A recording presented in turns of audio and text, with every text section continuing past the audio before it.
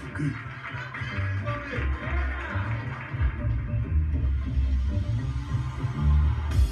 I knew Bumpy Johnson for over 16 years till the day she passed away, and I made her a promise that I would get the real story told about her grandfather.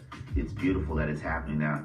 Bumpy understood that this place that he calls his own, Harlem, there was something special happening around him, and I think he wanted to always be its guardian. Most other gangsters live in another community. Bumpy stayed in Harlem. He lived there. Everybody knew who this man was. You know, it's almost like he's living, like, for real. The way people are talking about how the process of the show is being shot, and to actually be moving in Harlem like that is very unique. Shooting in New York's the brass ring. I mean, who doesn't want to shoot here? The designer's been trying to capture the scope of Harlem. They're building sets and they're basing it on real places, and we're inside of some of them real places as well. And then sometimes it's just the myth of the place itself. When I walked into the set for 22 West, it was deja vu. It looks like 22 West. It feels like 22 West. That was a setting that both Bumpy and Malcolm spent a lot of time in. We shot a scene in Bumpy's apartment, and I'm like, what? They had apartments like this in Harlem? And they go, hell yeah.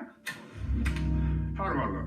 We have folks who advise us on the set here, Dr. Small, other gentlemen who actually lived and breathed with these people. One day I brought Malcolm X's nephew to the set. When he saw Nigel sitting at that desk, he had to get up and walk out. Asked him what was wrong. He said, I just saw Uncle Malcolm. That was heavy. Creature comforts don't mean much to me, Adam. That's because you don't know how to live.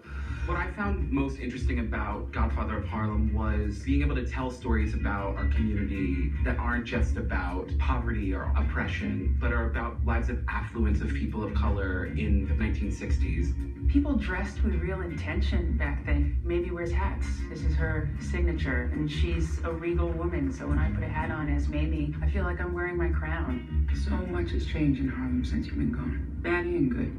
Being on this project really hits close to home. We work together to create the looks and the feel, because growing up in Harlem, it's all about a feeling. Especially this show. When they would be in our chairs and have this makeup and hair put on, they would feel like they've been taken back in time. In Harlem at the time, there's this vibrant community of musical and artistic discovery. I want to tell you right now that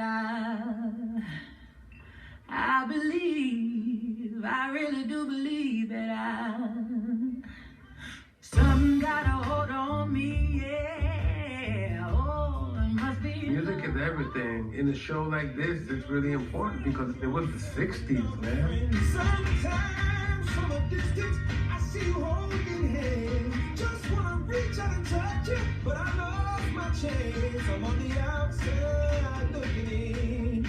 What excited me about the project was that this particular part of history hasn't been told. Ultimately, what makes it work is the authenticity.